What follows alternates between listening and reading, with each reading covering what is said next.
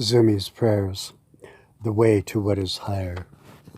A peculiar sadness lies upon the earth, sweeping forward with fuller and more restless volume.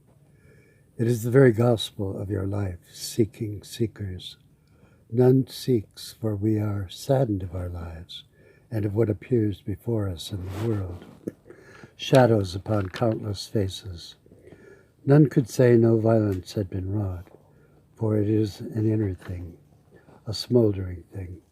Our sufferings seem to have fallen upon us as the consequence of our own living, though we say otherwise.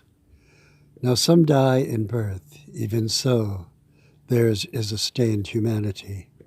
If no perfection ever had come among us, we would be convinced that our course is proper, unavoidably in error. We keep trudging through our sorrow. Then it appears, the divine voice saying what shall occur. The language is strange, our patience of it unsteady. One shall reign as a king and shall deal wisely, he shall prosper us. You seem to fail to convince men by your word. The pain and spite seem to be your only wage, our only recompense to your suffering. This was but the way to the beginning, and the way to what is higher. So shall he rise and be lifted up, and to be very high. You and yours, your prophets, made your lives to teach us the opposite of our impressions, and to bring us out of our perplexity into reverence before the revealed purpose of God, a sufferer for us. All men have stood over against this solitary servant with a common indifference to your suffering and a lurking common conscience of the guilt you bear. So that in history is seen the rise of a quickened human conscience over against some prophesied human suffering, ignored in its time, now realizing that the purpose of God was at work.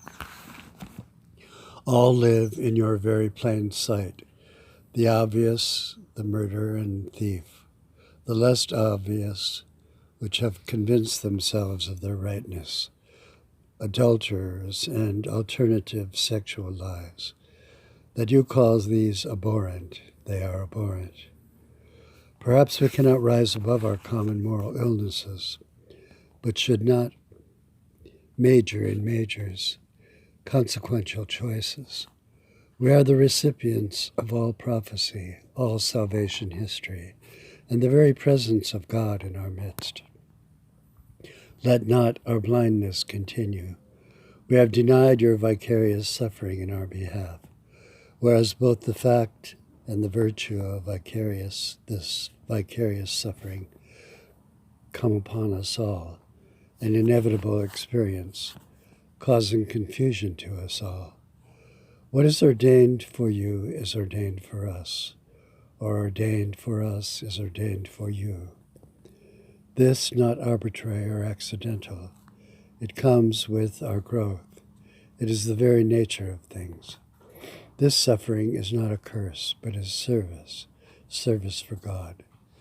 It proves a power where every other moral force has failed. By it men are redeemed, on whom justice and our proper punishment have been able to effect nothing. We are not capable of measuring the physical or moral results of our actions upon our own characters. It has been difficult for any of us to accept that everything in life fails until there is only one thing remaining: you, your mercy and grace unto us. Amen.